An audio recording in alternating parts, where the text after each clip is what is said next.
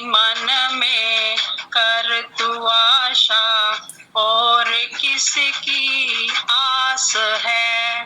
भक्ति की चूनर पहन ले, भक्ति का श्रृंगार कर, ओढ़ चादर शील की, आनंद सुख की रास है। तुझ में भक्ति प्रेम है, और तुझ में है प्रतीत प्रीत। तुझ में श्रद्धा, तुझ में दृढ़ता, तुझ ही में विश्वास है। भक्ति में प्रेम में शक्ति है, शक्ति प्रेम की है मूर्ति। प्रेम जिसके मन में आया, स्वामी का वह दास है। नाम क्या तेरा है तेरा, रूप कैसा है सखी। क्यों भरम में है पड़ी यह, भरम यम की फांस है। अपने घट में देख अपना, आपा ले उसको परख।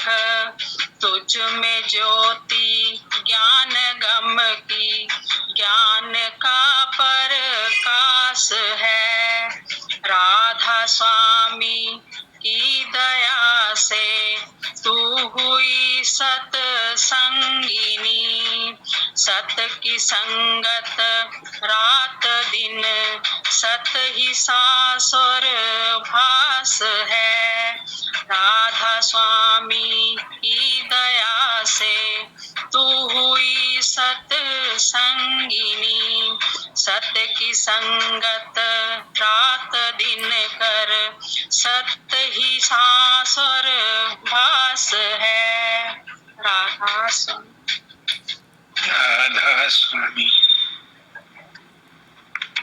गुरुदेव जगत व्याप्तम, ब्रह्मा विष्णु शिवात्मकम, गुरु परतरम नहि किंचित्, तस्मै श्री गुरुवे नमः।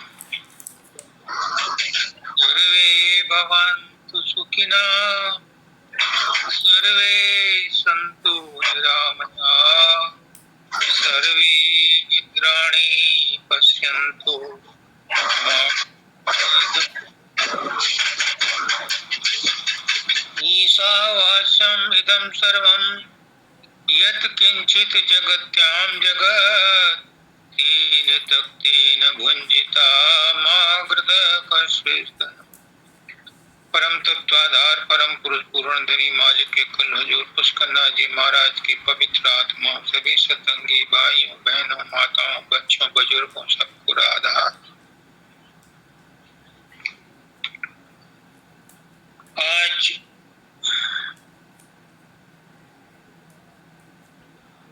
पवित्र आत्मा राधा ने बहुत पवित्र शब्द गाया।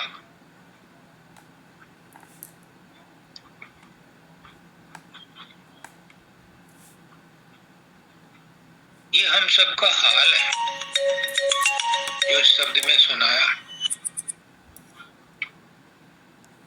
बावली चिंता है कैसी गुरु तो तेरे पास।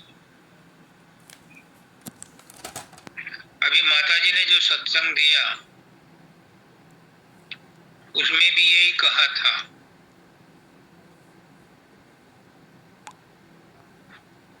चिंता गुरु को दे दो। चिंता क्यों करते हो, तुम्हारी चिंता मैं चितधारी तू अचिंत रह धरो पिया। दादा दयाल एक और शब्द में कहते हैं,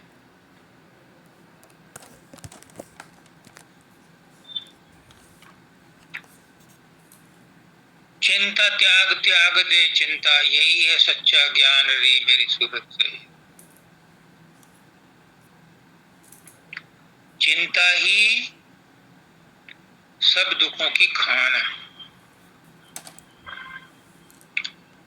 चिंता चिता समान है, बल्कि चिता से भी भयानक है। चिता तो मरे हुओं को जलाती है, चिंता जिंदा को ही जलाती है, तिल तिल करके मारती है। तमाम रोग इस चिंता से ही लगते हैं। बीमारी इतना दुख नहीं देती जितना बीमारी की चिंता दुख देती है। तो इस शब्द में कहा है, बावली चिंता है कैसी, गुरु तो तेरे पास है।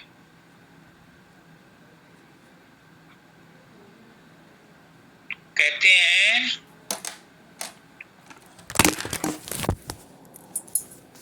सूरत कह रही है अपनी सखी से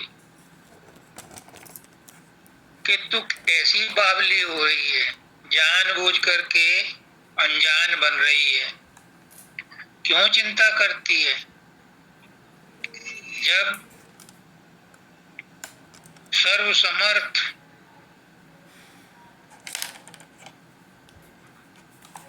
सर्वशक्तिमान सत्य पुरुष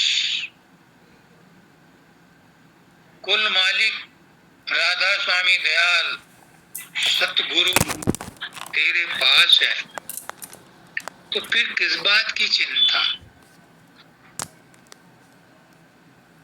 जिसके साथ कोई मिनिस्टर हो, कलेक्टर हो, एसएसपी हो, बड़ा अफसर हो, वो चिंता नहीं करता, वो दावे में नहीं रहता किसी के। और हमारे पास तो शहंशाह का शहंशाह सदगुरु है, फिर चिंता किस बात की।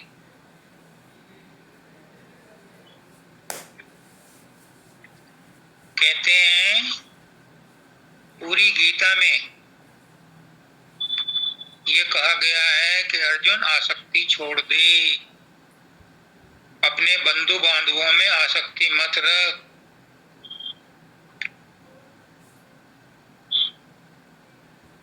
लेकिन अंत में कहते हैं मुझ में आसक्ति रख। कितनी ऊंची बात है। किसी चीज की इच्छा मत करो, लेकिन मालिक की इच्छा करो। किसी चीज की चाह मत रखो, लेकिन मालिक की चाह रखो।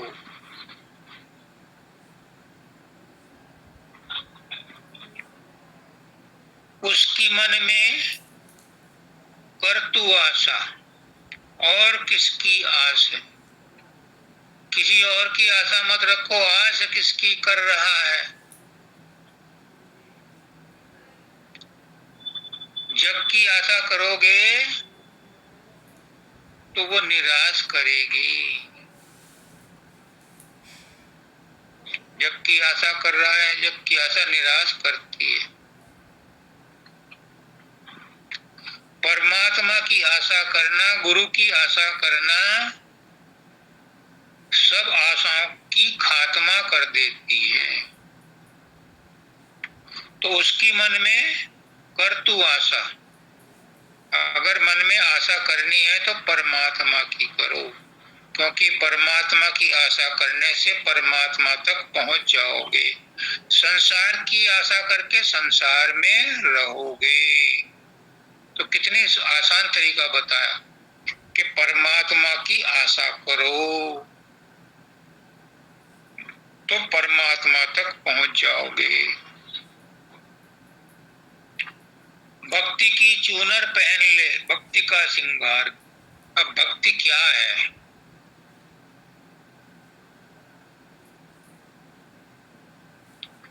हमें नहीं पता। मैं कहता हूं रूट कॉज में जाओ।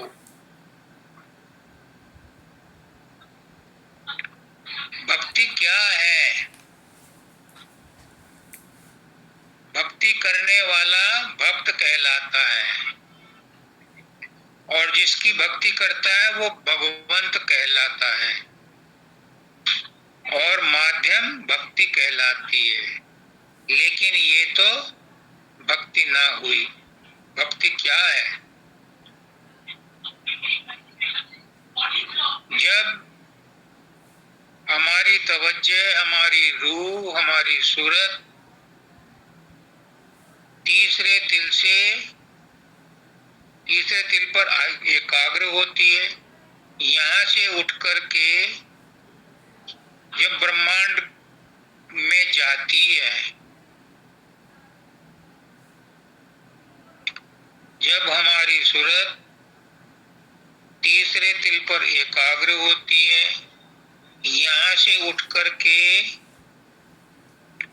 सूरत शब्द के अभ्यास के द्वारा गुरु के मार्गदर्शन में वो ऊपर को जाती है, और जाते जाते जाते जाते जब वो सत्य लोक में पहुंच जाती है, तब भक्त और भगवंत एक हो जाता है और भक्ति गायब हो जाती है। उसी का नाम भक्ति है। मैं इसे रिपीट करता हूं। ये सूत्र ऊपर से गुरु महाराज भेज रहे हैं। भक्ति में भक्त होता है, भगवंत होता है, और उन दोनों के मिलाने का काम उसका सुमरन करता है, ध्यान करता है। जब भक्त तीसरे तिल पर अपनी तवज्जो को इकट्ठा करता है और यहाँ से गुरु के मार्गदर्शन में सूरत शब्द अभ्यास करता हुआ सतलोक पहुंचता है, वहां पर वो भगवंत से, सत्य पुरुष से मिलता है। तो भगवंत और भक्त एक हो जाते हैं और भक्ति गायब हो जाती है। उसका नाम भक्ति है। तो भक्ति की चूनर पहन ले, उस भक्ति की चूनर पहन ले, उसका वस्त्र पहन ले, उसकी ओढ़नी ओढ़ ले। चूनर ओढ़ने को कहते हैं ना। उस भक्ति की ओढ़नी ओढ़ ले। मंदिर में जब जाते हैं तो ओढ़नी ओढ़ के जाते हैं। और भक्ति का श्रृंगार कर। भक्ति का श्रृंगार क्या करोगे? मेरी समझ में आता है, भक्ति का श्रृंगार शील, क्षमा और संतोष है। भक्ति का श्रृंगार कर। भक्ति तभी अच्छी लगती है जब शील आए, संतोष आए और क्षमा आए। ये तो मेरे हिसाब से, मेरे अनुभव की बात है। हो सकता है आपका अनुभव कुछ और हो। भक्ति का श्रृंगार कैसे होता है, ये स्वामी जी महाराज बोलते हैं, सुनो।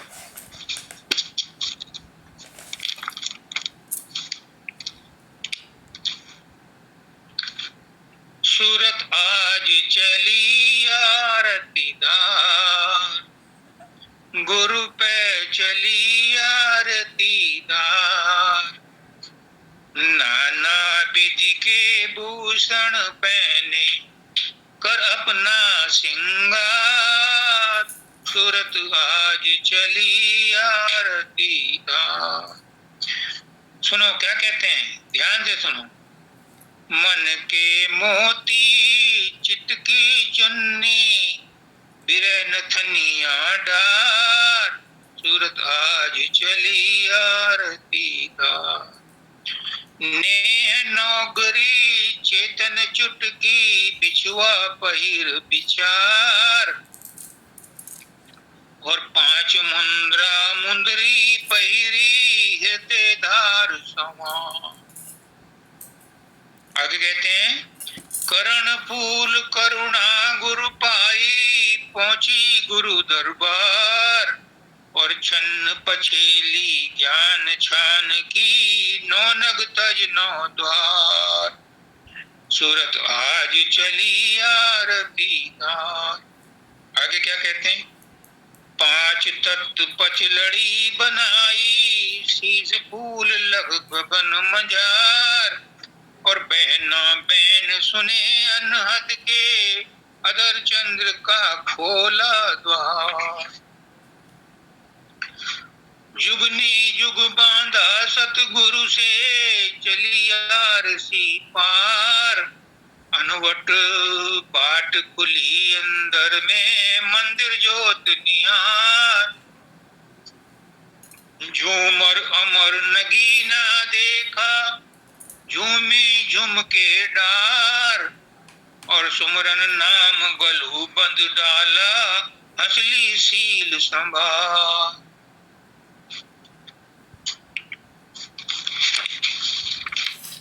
सूरत आज चली आरती दार। आगे क्या कहते हैं मोह तोड़ तोड़ा गल डारा, तोड़ा डालते हैं गले में, मोह तोड़ तोड़ा गल डाला, सतलड़ हुई सत की लार, और घुंघरू झांझ बजे घट भीतर, शोभा पाए जब उजियार। बांक बंक के द्वार समानी, टीका टेक आधार, और तिल के छल्ले पिलकर पहिरे, कड़े कड़क धुनसार। चंपा कली कमल की कलियां, सैदल कमल, चंपा कली कमल की कलियां, दल पर अजब बहार, और चौकी चौक निहार सुन का, चमक दामनी पार।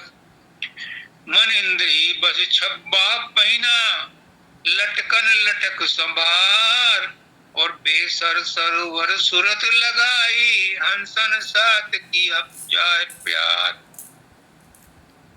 यह सुन में आ गई, हंस बन गई। आगे महासुन चढ़ भंवर गुफा पर, भंवर कली मुरली झनकार, और सुन सुन धुन सतलोक सिधारी, मिली पुरुष से नार सुनार।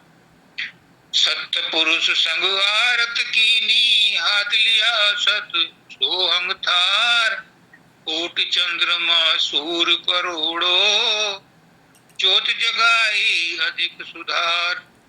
पूरन पद पूरन प्रसादी, दई राधा स्वामी निरख निहार। हीरे लाल निछावर कीने, उमंग बढ़ी जाका वार न पार। सूरत आज चली आरती दार। ये स्वामी जी महाराज ने सार वचन में बताया कि भक्ति का श्रृंगार कैसे होता है, लेकिन सिंपल भाषा में जो मैंने समझा है, भक्ति का श्रृंगार है शील, क्षमा और संतोष। जिसके अंदर ये 3 गुण आ गए, उसने भक्ति का श्रृंगार पहन लिया, वो डिसिप्लिन डिवोटी हो जाता है। आगे क्या कहते हैं तुझ में भक्ति प्रेम है, और तुझ में है प्रतीत प्रेम। गुरु अपने शिष्य का हौसला बढ़ाता है। यहाँ पर कहते हैं हे राधा, तेरे अंदर भक्ति भी है प्रेम भी है, प्रीत भी है, प्रतीत भी है। प्रतीत कहते हैं विश्वास को। तेरे अंदर भक्ति भी है, प्रेम भी है, प्रीत भी है, प्रतीत भी है। तेरे अंदर प्रेम की शक्ति भी है और तेरे अंदर प्रेम की मूर्ति भी है। अब वो क्या है?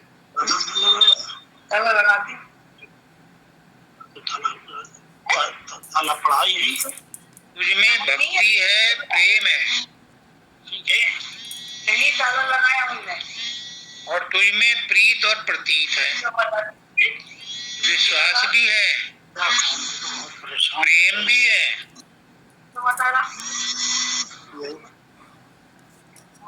तुझमें श्रद्धा भी है,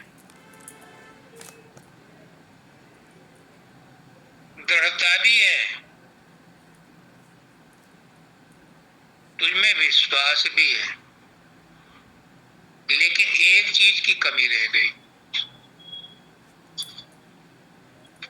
तूने अपने ऊपर विश्वास नहीं किया, इसी कारण तू भटक रही है। प्रेम में शक्ति होती है और उस शक्ति से भक्त भगवंत को पाता है। उस प्रेम की शक्ति से भक्त भगवान के कमरे में घुस जाता है। उस प्रेम की शक्ति से भगवान भक्त के पीछे आ जाता है, पीछे पीछे चलता है।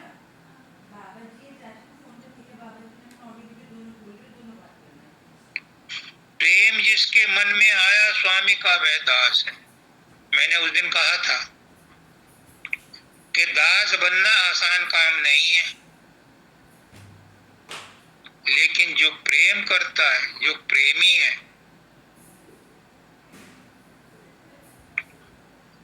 उसे कुछ करने की जरूरत नहीं है। वो परमात्मा का दास बन जाता है। मैं उल्टा कह रहा हूं, जो परमात्मा से प्रेम करता है, जो गुरु से प्रेम करता है, परमात्मा उसका दास बन जाता है।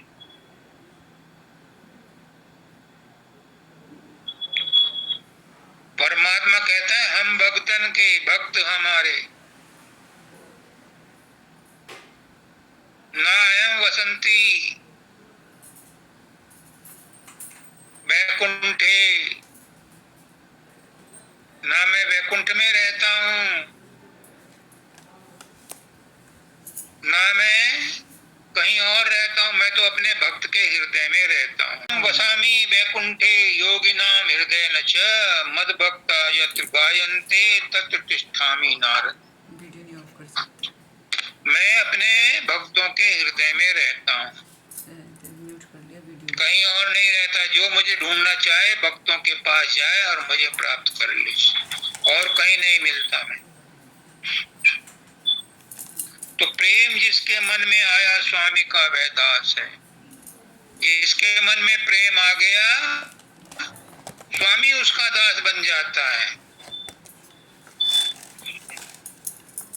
आगे कहते हैं शब्द में, नाम क्या तेरा है और तेरा रूप है कैसा सखी। मैं सत्संग में बार बार यही कहता हूं कि तुम अपने आप को तो पहचान लो कि तुम कौन हो। तुम जिस नाम को अपना नाम समझ रहे हो, वो नाम तुम्हारा तुम्हारे इस जन्म का है। तुम्हारे लाखों करोड़ों जन्म हो गए हैं, उनमें अलग अलग नाम थे। तो ये जो इस जन्म का नाम है, ये भी तुम्हारा नाम नहीं है। तुम्हारा असली नाम क्या है, ये गुरु बताता है। गुरु कहता है कि तुम न शरीर हो, न मन हो, न आत्मा हो, तुम विशुद्ध आत्मा हो, तुम सूर्य की किरण हो। तुम समुद्र की बूंद हो, तुम परमात्मा के अंश आत्मा हो। कृष्ण भगवान कहते हैं सर्वभूते, कृष्ण भगवान कहते हैं गीता में, ममई वंशे सर्वभूते सर्व सनातन, सब मेरे अंश हैं। तुलसीदास जी कहते हैं रामायण में, ईश्वर अंश जीव अविनाशी। हम सब ईश्वर के अंश हैं और अविनाशी हैं। तो हम कौन हैं? क्या नाम है हमारा? ईश्वर अंश, अंशी हैं हम, अंशी, अंश नहीं है, अंशी हैं हम। शरीर नहीं है, शरीरी हैं। और तेरा रूप कैसा है? ये जो रूप है हमारा, ये शरीर, ये हमारा रूप नहीं है। हम अरूप हैं, क्योंकि परमात्मा भी अरूप है। जब शेर का बच्चा शेर होता है तो हम भगवान के बच्चे हैं, हम भी भगवान ही हैं। भगवान के जितने गुण हैं, परमात्मा के जितने गुण हैं, वो सब हमारे अंदर हैं। लेकिन हमारे उन गुणों को मन ने हाईजैक कर लिया है, हमारी बुद्धि को हाईजैक कर लिया है। हमें सोचने समझने की शक्ति नहीं है और हम अपने शरीर को ही मैं मानने लगे हैं, जबकि हम शरीर नहीं हैं, हम मन भी नहीं हैं, हम बुद्धि भी नहीं है, हम चित्त भी नहीं है, अहंकार भी नहीं है। हम वही हैं जो परमात्मा है, उसी के अंश हैं, उसी के अंशी हैं, उसी के वंशी हैं, वंश के हैं उसी के। क्यों नहीं अपने आप को पहचानते? कब पहचानोगे? क्यों भरम में है पड़ी ये भरम यम की फांस राधा, कितना समझाऊं? भरम में मत पड़। इस भरम में पढ़ करके यमराज के यहाँ जाना पड़ता है और यमराज के यहाँ बहुत कठोर यातनाएं मिलती हैं।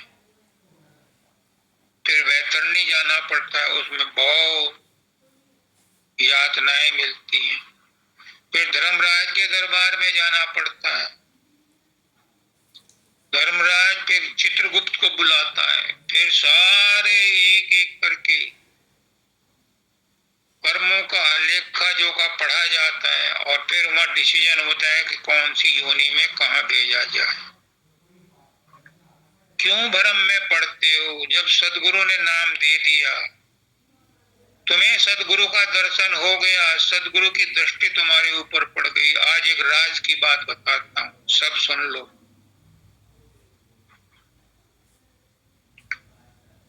जिस पर साध की दृष्टि पड़ गई वो फिर जग योनि न आवे।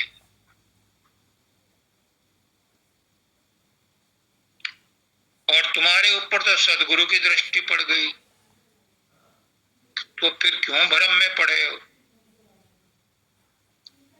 ये तय बात है। आज विजय विजय राम मिश्रा नहीं आए ना? नहीं गुरुदेव जी, नहीं गुरुदेव, वो नहीं आया आज। देखो कितना अभागा है, कितना सुंदर प्रश्न डाला था उसने। आज मैं सब कुछ छोड़कर उसी का प्रश्न लेने वाला था।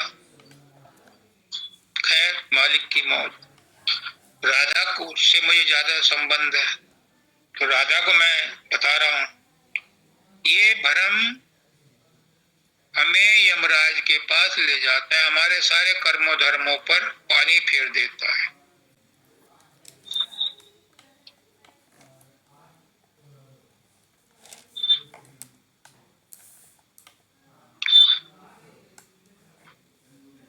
अपने घट में देख अपना आप पाले उसको परख। मैं बार बार कहता हूं, पहचान ले अपने को तो इंसान खुदा है। जाहिर में वो खाक है मगर खाक नहीं है। ये लोगों की खता क्या जो दिखलाई नहीं देते। तो देखने वालों की नजर पाक नहीं है। अपने घट में देखो, दो घट हैं तुम्हारे, एक बाहर की तरफ खुलता रास्ता, एक अंदर की तरफ जाता है। बाहर में जन्म जन्मांतरों से बहिर्मुखी हुए हम इस संसार में फंसे पड़े हैं। सदगुरु आया है इस जन्म में, हमारा बड़ा भाग्य है। उसने हमें अंदर के घट में चलने का रास्ता बताया है। वो कहता है कि अपने अंदर में चलो, सूरत शब्द का अभ्यास करो, तीसरे तिल में अपनी तवज्जो को एकाग्र करो, वहां से सैदल कमल, त्रिकुटी, सुन महासुन, भंवर गुफा और सतलोक में पहुंचो। अपना आपा ले परख, ये कब होगा? जब तुम अपने आपे को परखोगे, क्योंकि तुम्हारा असली आपा ही अंदर का सतगुरु है। बाहर का सतगुरु तुम्हें रास्ता बताता है।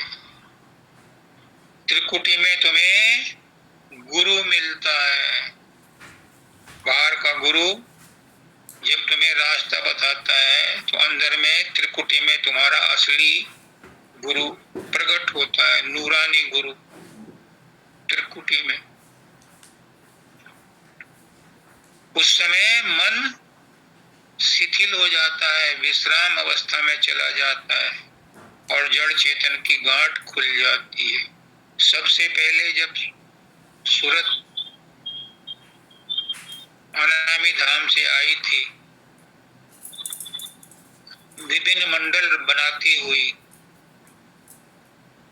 सतलोक के नीचे जब आई, ब्रह्मांड में प्रवेश किया, तो पहली जड़ चेतन की ग्रंथि त्रिकुटी में ही लगी थी। यहीं पर सूरत का माया और तीन गुणों के साथ मेल हुआ था। दूसरी गांठ लगी थी सहदल कमल में, जहां पांच तत्वों के साथ मेल हुआ। तीसरी गांठ लगी थी तीसरे तिल पर, जहां से वो संसार के और शरीर के सारे काम धाम करती है, उसमें बंध गई थी।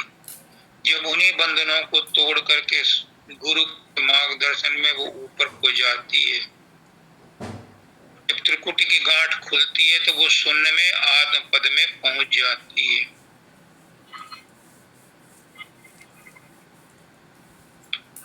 जब आत्म पद में पहुंच जाती है, तो वहां पर वो 10वां द्वार पार कर लेती है। 9 द्वारों में तो अब तक फंसी हुई थी, सब फंसे हुए हैं 9 द्वारों में, और 10वां द्वार अंदर की तरफ खुलता है।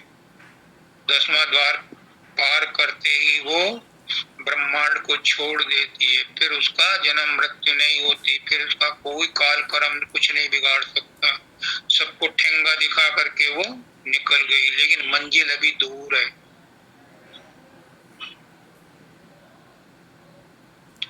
मंजिल में पहुंचने में टाइम लगेगा, प्रयास करना पड़ेगा, लेकिन यहाँ तक पहुंची हुई आत्मा जिन्हें 10वां द्वार पार कर लिया है, वो रचना में नहीं आएगी, वहीं रहेगी। जब कोई संत सदगुरु वक्त फिर आएगा उस रास्ते से, वो उसे अपने साथ ले जा करके बाकी काम पूरा कराएगा और सतलोक पहुंचाएगा। अच्छी अवस्था है, लेकिन फाइनल नहीं है। मैं आपसे विनती करता हूं, आस रखो सतलोक पहुंचने की। बीच में नहीं रुकना किसी स्टेशन पर। मेरे मानव दयाल जी ने मुझे कहा है कि गुरु तुम्हें बंद डब्बे में भी ले जाता है और डेस्टिनेशन पर पहुंचा देता है। तुम सब मानव दयाल जी के स्टूडेंट हो, कोई उसमें फेल नहीं हुआ उनकी कक्षा में, तुम में भी कोई फेल नहीं होगा।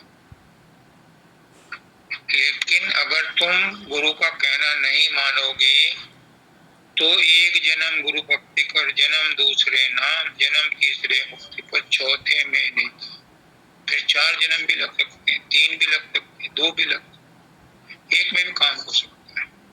पर शर्त ये है कि जो गुरु ने कहा है उसे करो।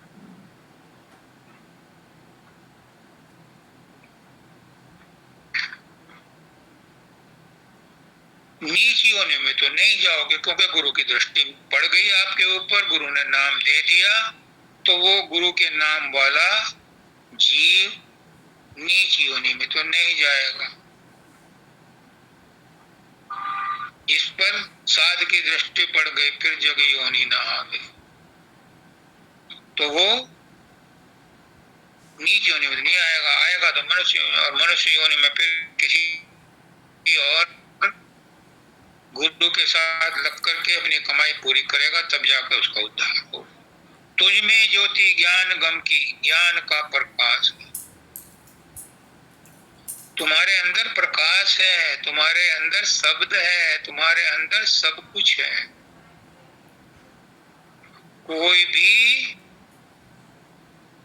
दैवी गुणों से खाली नहीं है।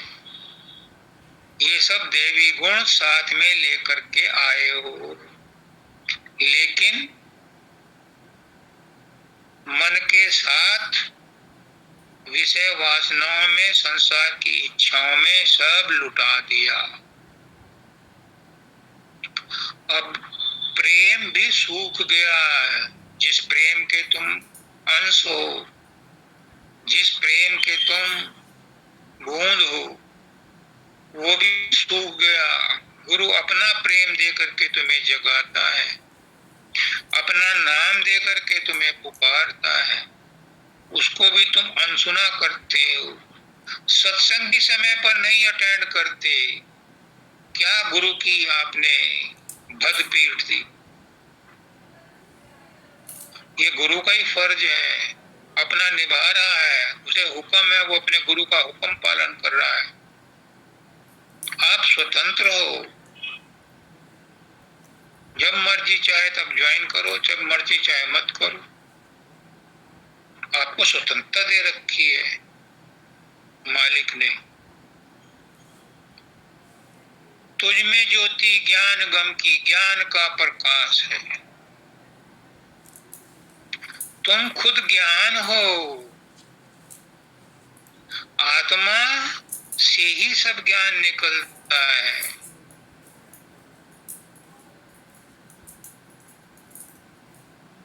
सब साइंटिस्ट कितना एनालिसिस करके बताते हैं कि पानी क्या है, पृथ्वी क्या है, अग्नि क्या है, वायु क्या है, आकाश क्या है। इसका एनालिसिस करते हैं। लेकिन आकाश कहां से आता है इसका उन्होंने अभी नहीं बताया। बताया हो तो मुझे नहीं पता, माफ करना, क्योंकि मैं ज्यादा नहीं जानता। कुछ कहते हैं कि आकाश है ही नहीं, ईथर है ही नहीं, लेकिन है, क्योंकि संतों ने महसूस किया है आकाश है। आकाश कहां से आता है? उपनिषद कहती है कि आकाश मन से आता है।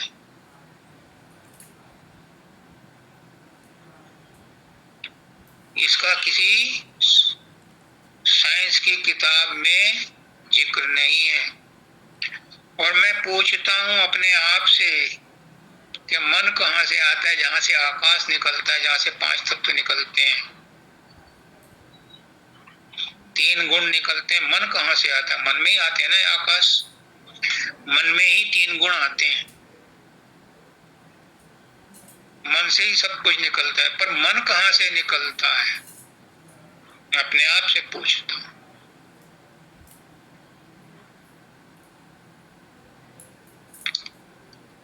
ये मन उसी परमात्मा का अंश है, जिसे काल कहते हैं। काल भी सत्य पुरुष का ही अंश है, और काल से ही मन बनता है, सूक्ष्म शरीर बनता है। तो कहाँ से आया? उस सत्पुरुष से ही आया। महाराज दयाल जी कहते हैं बड़े सटीक शब्दों में, काल और दयाल तो नहीं है, एक ही सिक्के के दो पहलू हैं। तो मन भी क्या है? मन को बुरा कहते हैं सब, लेकिन मन बुरा नहीं है, क्योंकि ये भी उसी ने बनाया है। मैं दर्द दिल से कहता हूं कि मन भी उसी का हिस्सा है। बस महाराज दयाल जी की बात मान लो कि मन को मित्र बना लो, तो ये ऊपर चढ़ने में सहायता करता है। और जो मन से दुश्मनी करके इसको जोर जबरदस्ती दबा करके काम निकालना चाहते हैं, उनकी सारी शक्ति इसी में बर्बाद हो जाती है, ऊपर चढ़ने की शक्ति बचती ही नहीं। इसलिए मन को मित्र बना लो। मन बुरा नहीं है, ये भी परमात्मा का ही बनाया हुआ है, परमात्मा से ही निकला है। राधा स्वामी की दया से तू हुई सत्संगनी। राधा स्वामी कौन है? जो आपको स्पष्टीकरण दे रहा है, संत सदगुरु। मैं तो न गुरु हूं, न साध हूं, न चेला हूं, मैं कुछ नहीं हूं। मैं तो दास भी नहीं कह सकता अपने आप को, सेवक भी नहीं कह सकता, बस एक गुलाम हूं, गुरु की आज्ञा का पालन कर रहा हूं। जैसा करवा रहे हैं वैसा कर रहा हूं। मुझे नहीं पता कि कौन से शब्द कहाँ से आ रहे हैं, किस किताब में लिखे हैं, किस बुक में लिखे हैं, किस उपनिषद में लिखे। जो मेरा गुरु बोल रहा है वही आवाज निकल रही है। और जब तक गुरु की दया मेहर नहीं होती, तब तक हम सांस भी नहीं ले सकते।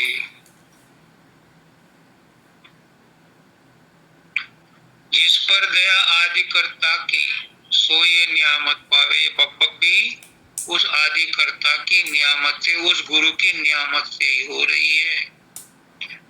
वरना लोहार की धौंकनी में भी सांस चलती है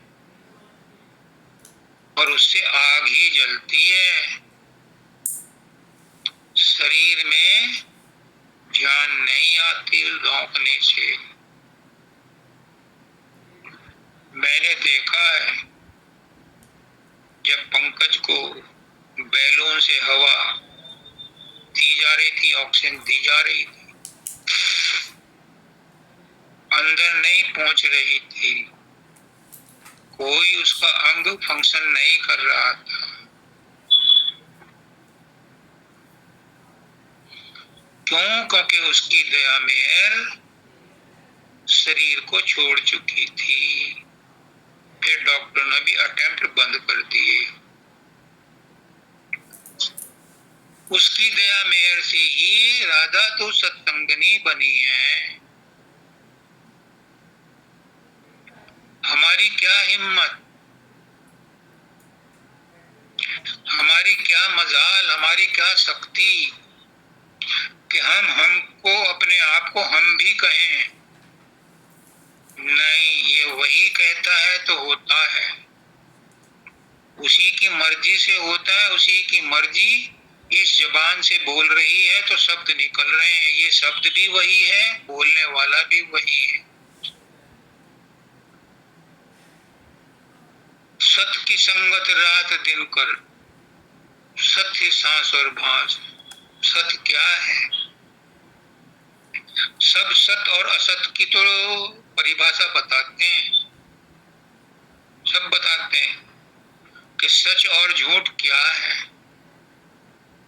जो आंखों से देखा जाता है वो सब झूठ है, जो आत्मा की आंखों से देखा जाता है वो सच है, वो सत्य है।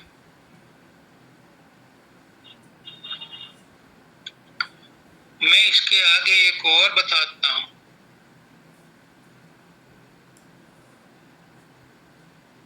सत तुम आप हो, तुम ही सत हो और कोई सत है नहीं, आपके अलावा कुछ भी सत्य नहीं है। पर कौन सा तुम, कौन सा मैं, कौन सा आप, ये शरीर वाला नहीं, ये मन वाला नहीं, ये आत्मा वाला नहीं। परमात्मा का जो विशुद्ध अंश है सूरत, वो सत है। और सूरत किसकी अंश है? शब्द की अंश है। शब्द ही चैतन्य है, शब्द ही प्रेम है, शब्द ही सत्य है। बस वही एक सत्य है, बाकी सब उसके अलावा असत है। तो सत्य की संगत में रात दिन कर। अब उस सत्य का क्या नमूना है? उसकी सत्य की संगत कैसे करोगी? अंदर में भी है वो सत्य और बाहर में भी है वो सत्य। हाथ जोड़ करके कहता हूं, माफ करना, हो सकता है मैं गलत हूं, हो सकता है 100% गलत हूं। बाबा फकीर तो कहते थे कि हो सकता है मैं 14 आने गलत हूं, 10 आने गलत हूं। मैं कहता हूं हो सकता है मैं 100% गलत हूं। बाहर का सत्य है सतगुरु, जिसकी तुम्हें संगत करनी है। अंदर का सत्य है तुम खुद, तुम्हारी सूरत, उसकी संगत करनी है, तब तुम फाइनल सत्य शब्द के पास पहुंचोगे। हो सकता है मैं गलत हूं, लेकिन मेरे अंदर मेरा गुरु बोल रहा है, वो जिम्मेदार है। अगर गलत है तो वो जिम्मेदार है। सत्य की संगत रात दिन कर। बाहर में भी सत्संगत करो, रात दिन करो।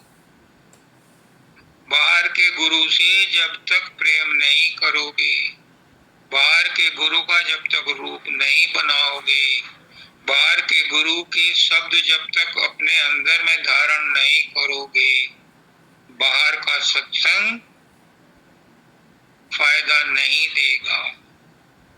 और बाहर के गुरु के द्वारा बताए गए सूरज शब्द मार्ग पर जब तक नहीं चलोगे, अंतर में सूरज शब्द अभ्यास नहीं करोगे, जब तक तीसरे तिल पर अपनी सूरत को इकट्ठा नहीं करोगे और वहां से उठ करके शहद दल कमर त्रिकुटी सुन महासुन भमर गुफा को पार करते सतलोक में नहीं जाओगे, अंदर का सत्संग पूरा नहीं होगा। और पूरा नहीं होगा तो पूरा फल नहीं मिलेगा। जहां तक पहुंचोगे वहीं तक का फल मिलेगा। अगले जन्म में उससे आगे शुरुआत करनी पड़ेगी।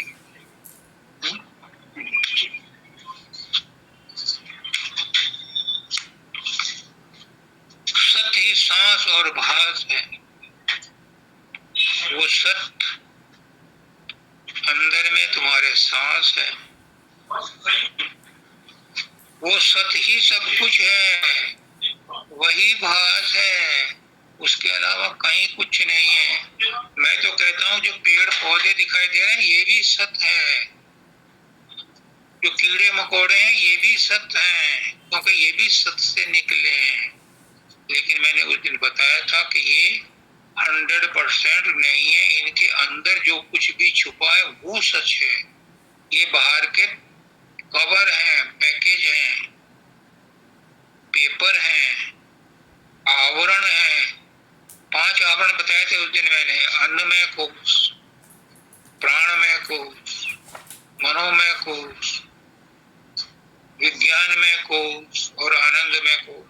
इन सब के जो भी हमें प्रकृति में दिखाई देता है, ये 5 तत्वों से पृथ्वी, जल, अग्नि, वायु, आकाश और वही पांच तत्व कोष के रूप में आते हैं, उन्हीं से सब कवर्ड हैं, उन्हीं से सब लिपटे हुए हैं। जब तक इनको नहीं तो सबके अंदर डिफरेंट डिफरेंट रेशो में डिफरेंट परसेंटेज में वो मालिक बसा हुआ है।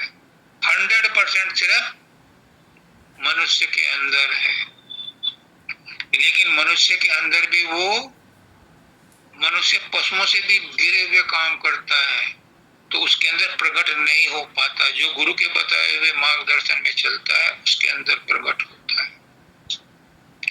जब प्रकट हो जाता है तो फिर उसे सबके अंदर वही नजर आने लगता है। जिधर देखता हूँ उधर तू ही तू है, कि हर शय में जलवा तेरा।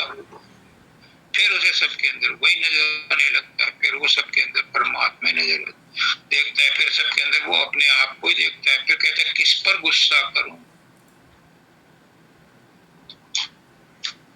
मेरे एक बहुत अजीज,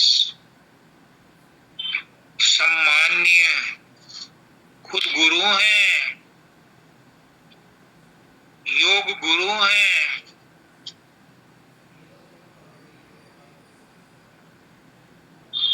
सम्माननीय हैं, लेकिन वो कहते हैं कि मुझे गुस्सा आता है। मैंने उनसे विनती की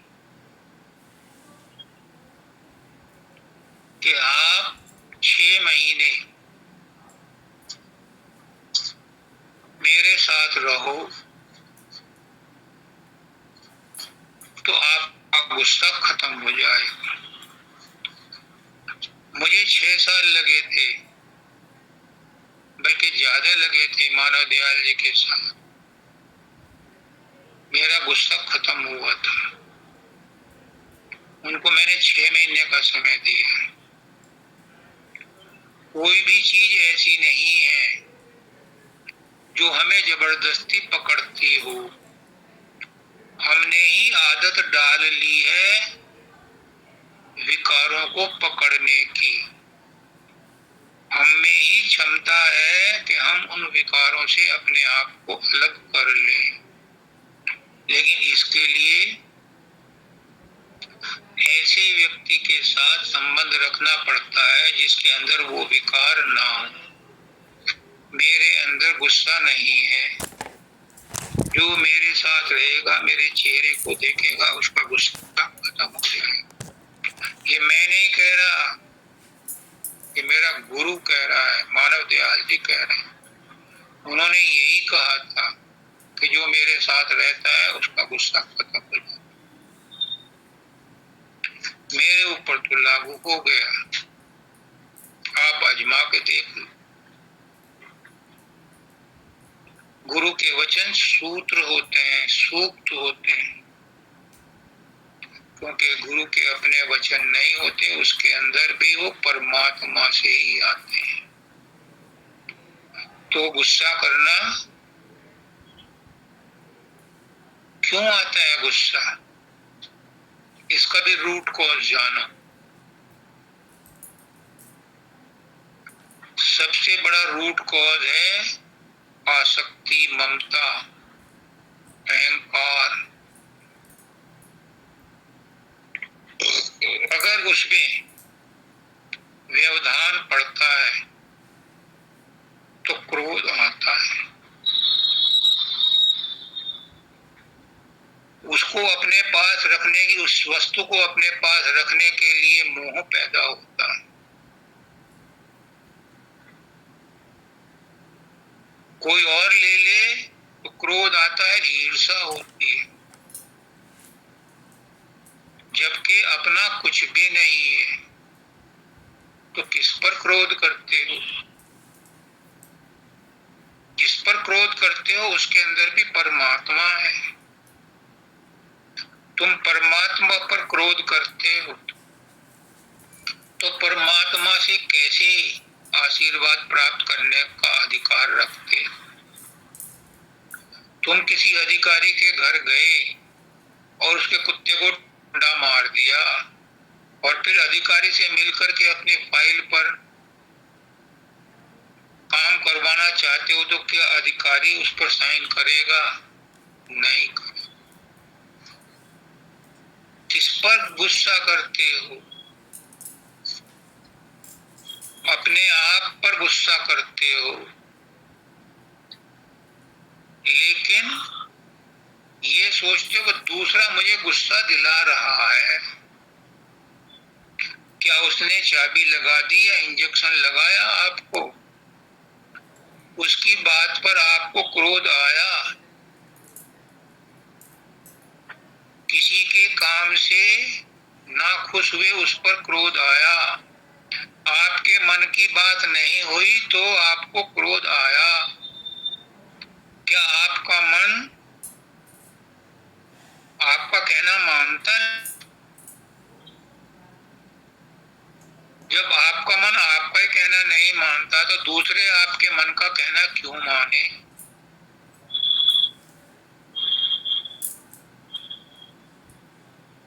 क्या आप अपने मन के कहे अनुसार चलते हो? तो फिर दूसरे आपके मन के कहे अनुसार कैसे चलें? क्या आपने अपने आप को दूसरों के आगे सबका कहना माना? आपने नहीं माना तो आपका भी कहना कोई नहीं मान रहा, तो फिर गुस्सा काहे पर करते हो? गुस्से के बहुत एस्पेक्ट हैं। 6 महीने मेरे साथ रहो तो गुस्सा नहीं रहेगा। ये बहुत आसान है छोड़ना, क्योंकि जिसने पकड़ा है वही छोड़ सकता है। मैं ये नहीं कहता मैं छुड़ा सकता हूं, नहीं, छोड़ना आपको ही पड़ेगा। निर्णय आपको ही लेना है कि मुझे इस आदत से छुटकारा चाहिए, और अगर नहीं होगा तो 84 लाख योनियों में भी सबसे नीचे की योनि में जाना पड़ेगा। ये जरूरी नहीं कि अगला जन्म मनुष्य योनि का मिले।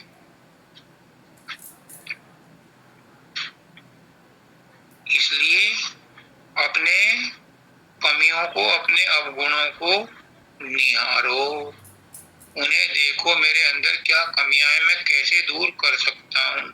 जिस दिन आपने अपनी कमियां देखनी शुरू कर दी, मेरे मानव दयाल जी ने मुझे लिखा है कि राजेश तेरे अंदर भले ही कितनी कमियां हो, कितने अवगुण, तुझे उनका पता है, तू मुझे लिख करके बता रहा है। तो जो अपने कमियों को स्वीकार कर लेता है उसको छोड़ने के बहाने नहीं ढूंढने पड़ते, उसकी शुरुआत हो जाती है जिस दिन उसने अपनी कमियां पहचान ली, फिर उसका छुटकारा भी आसानी से हो जाता है।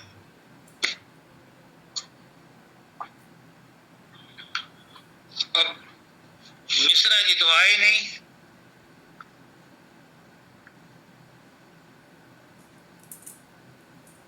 मुझे मानव दयाल जी से नामदान लिए 30 साल हो गए। नामदान लेने के बाद शुरू में कुछ दिन अभ्यास में बैठा, उसके बाद नहीं। 72 वर्ष से ज्यादा की अवस्था हो गई है। सत्संग सुनता हूँ, सत्संग की किताबें भी पढ़ता हूँ। अभ्यास कैसे बने, इसके लिए क्या करूं? आन उपासक कृतगन तरेन नाम रटन की व्याख्या समझना चाहता हूं।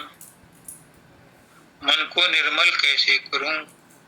अब मैं किसको समझाऊं जब प्रश्न करने वाला ही उपस्थित नहीं है?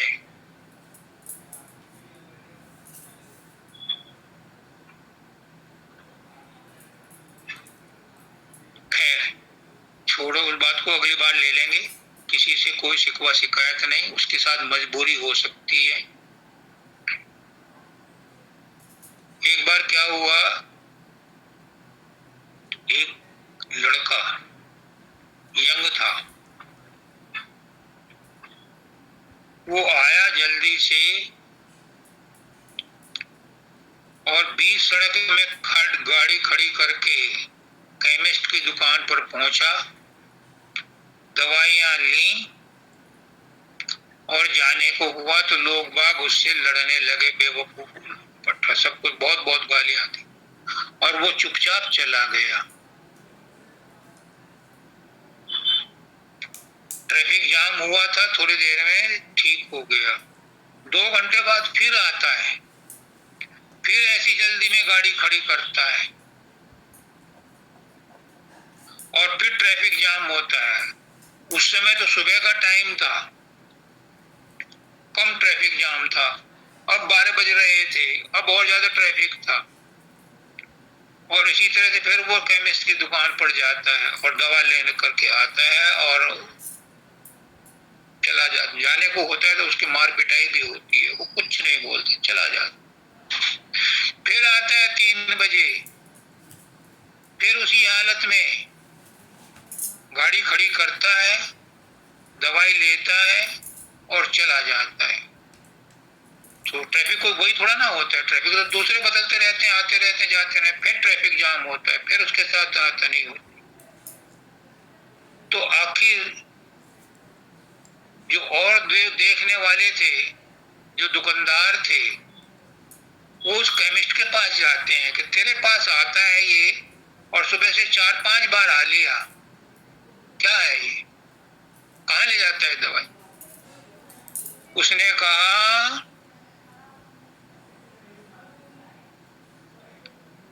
कि रेल का एक्सीडेंट हुआ है और वहां बीमारों की लाइन लग रही है और इसके पास साधन सीमित हैं। ये बार बार दवाई ले जाता है और वहां सप्लाई करके फिर आता है इतनी देर में दोबारा से, ये इसको जल्दी लगी रहती है, इसीलिए कर रहा है। अब लोन लोगों का जो उसके खिलाफ इतने भड़क रहे थे, एकदम आइडिया चेंज हो जाता है। अब उसकी सब बड़ाई करते हैं, अब सब उसके लिए हिम्मत बांधाते हैं। एक इंसिडेंट, अभी थोड़ी देर पहले उसको असभ्य कह रहे थे और अब सब उसके साथ सहानुभूति रख रहे हैं। वो घर भी जाता होगा, पैसे लेकर के आता होगा दवाइयों का, तो हो सकता है विजय राम मिश्रा के साथ भी कोई ऐसी इंसिडेंट हो गई हो कि वो किसी काम में बिजी हो, तो इसलिए हमें उसकी कोई बुराई नहीं करनी। गुरु का हृदय बड़ा दयालु होता है और ये दया मेरे अंदर मेरे पंकज ने भेजी है। मैं इतना दयावान कभी नहीं हुआ करता था, मेरा हृदय बहुत कठोर होता है, लेकिन अब मेरे अंदर दया उमड़ पड़ी है, इसीलिए मैं उसकी व्याख्या आज करना चाहता था तो मैंने वो छोड़ दिया। जब वो उपस्थित होगा तभी उसकी बात में उसके बारे में बताया जाएगा। आज का समय हो गया, 9 बज गए। शरण की बंदना नित्य कोई और न काम, गुरु बसो चित आए मेरे, बख्श दो निज नाम। तेरी शरणागत हुआ अब किसकी राखूं आस, आस तो तेरी दया की, जग से रहूं उदास। रूप ध्याऊं नाम गाऊं, शब्द राता मन, आठों नाम तेरा ही सुमरन, भाग मेरा धन।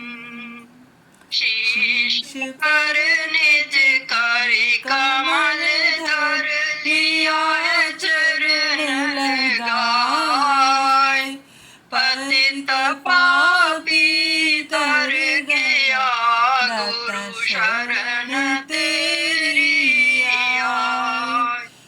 मुक्ति की नहीं चाह मन में, भक्ति प्यारी लाग,